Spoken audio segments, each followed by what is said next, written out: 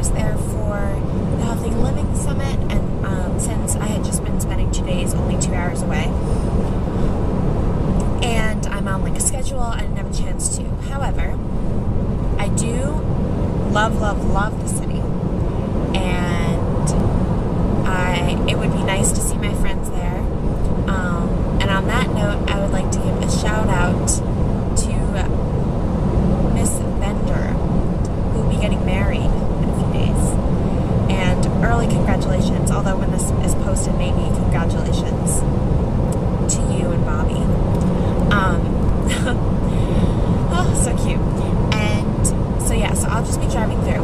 I'm on my way to Ann Arbor, Michigan.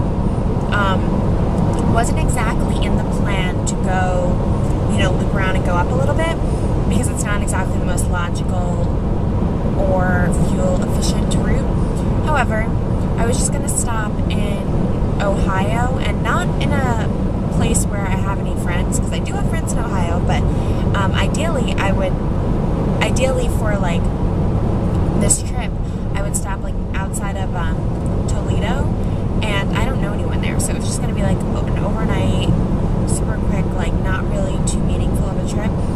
And then I figured, I've heard so many good things about Ann Arbor. I've had friends that have gone to the University of Michigan, which is, yes, the one that's there. And why not? At this point, I know I'm not going to be driving for an extended period of time after this week, so let's just get as much in there as we can. Plus, now I will hopefully get to have dinner with a blogging friend of mine. The thing that makes this last stretch of the road trip so exciting, this last week, is that it's filled with wonderful bloggers. In Madison, Wisconsin, I stayed with Holly from the Healthy Everythingtarian, and she is beyond spectacular. She's so awesome, and I know a lot of people already believe that from just reading her blog, but I can confirm that it is indeed true. She is as cool and as fun and as intelligent as she seems, and I had a great time with her. The first day I got there, we went to a dairy farm with a few other friends, and then we got dinner, and then we went to a cafe and did like computer work and blog work and freelance work. Excuse me. I am too addicted to caffeine. Can I just tell you, I had 1 cup of coffee this morning, and my body is begging for another. This is going to be an issue. But anyways, to ignore my body this time around, the next day, she had to go to work, but it was totally fine. We had breakfast at her house.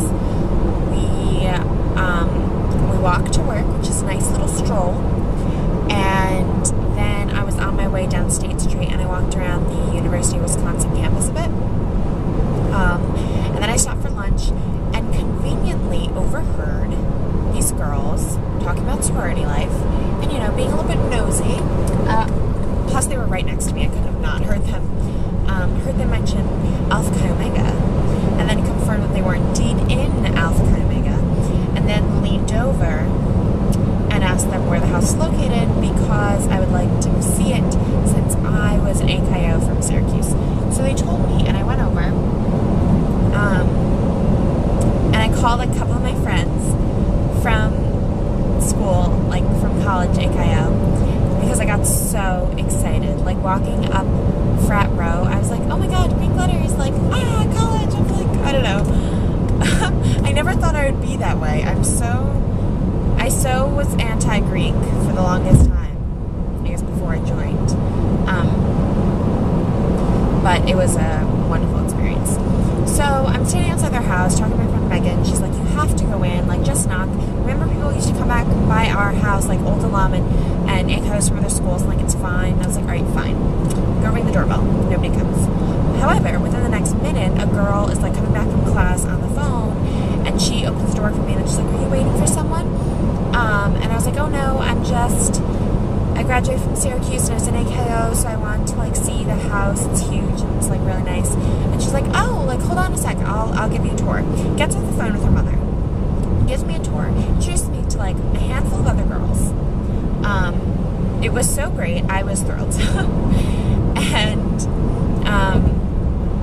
so nice. And then I walked back up, and Holly gave me a tour of her workplace, which was super cool. And I then went to an art center. I guess they have a lot of performing arts shows there and quite a few free galleries. Oh, and before that, I stopped by Nona Terrace, which is just a really beautiful area right on the lake. If you didn't know already, Madison is the only state capital on an islet, so it's like basically hugged by two bodies of water. So when I was on the University of Wisconsin campus, I saw one lake from the side I was on, and then at this terrace I saw the other lake, and they're both very lovely. It's ridiculous. Excuse me again. And then I entertained myself for the next hour, met up with Holly after work. We went to have cheese curds and beer and salad, you know, because they all balance each other out.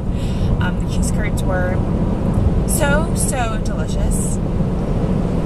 That's crazy, the just concept of them. But it was really good. I had a local beer. And then we had a warm farro salad and a meat salad. Both so delectably yummy. And then we went back to our house, just like relaxed, bummed out. I left this morning. And Ann Arbor, like I told you, I'm staying with the couchsurfing person, but I will be meeting up for dinner, hopefully with another blogger. And then on my way to Pittsburgh, which is the stop following, I will hopefully have lunch with another blogger. And then in Pittsburgh, I'll be staying with another blogger. And then I'm going to dinner with bloggers. And then, and only then, will I drive up to Syracuse for homecoming weekend. Now, if you've, like heard me talking the last stretch of driving east, I've kind of been sad with this whole trip ending, and by kind of, I mean like very.